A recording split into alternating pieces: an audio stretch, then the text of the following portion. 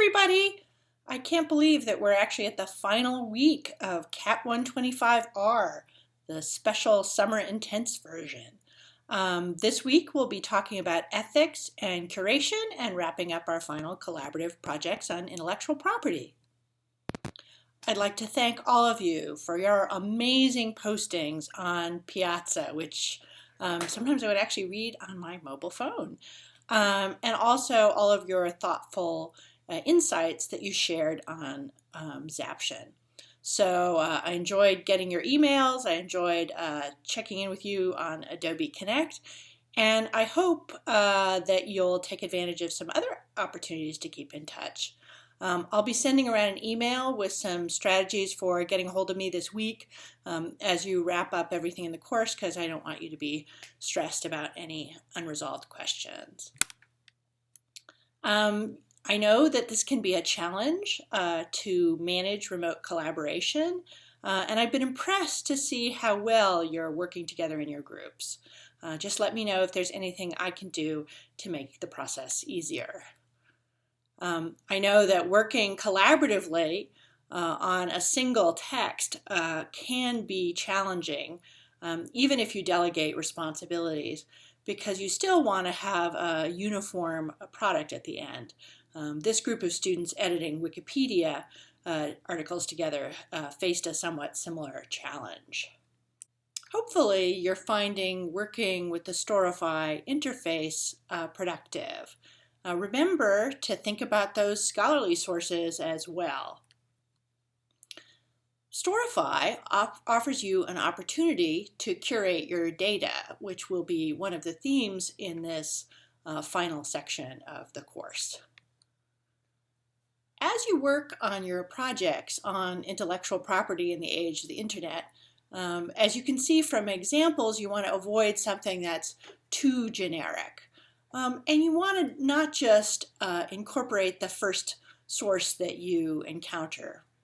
The work of finding, organizing, and commenting upon sources is important. And you're also going to want to think a little bit about naming conventions and metadata so that people can find your material as well.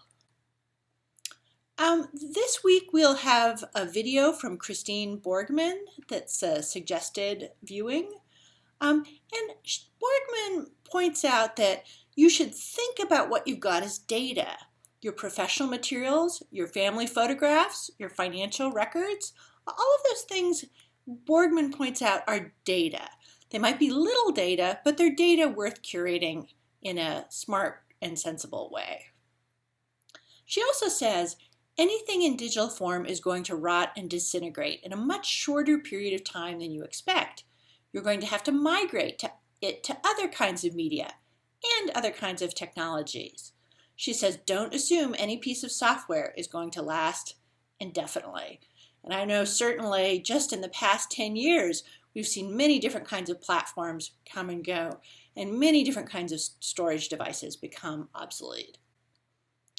Borgman says, think about what you've got. Think about it as information. Document it in multiple ways. Describe it. Keep track of what it is, where you got it from. Put some dates on it, some key terms. Don't make it too elaborate because you won't maintain it.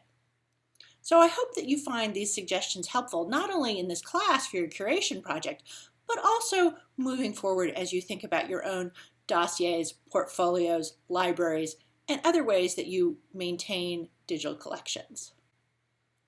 This week we'll also have a suggested video from Paul Durish, where he'll be talking about some of the ethical issues involving computational media.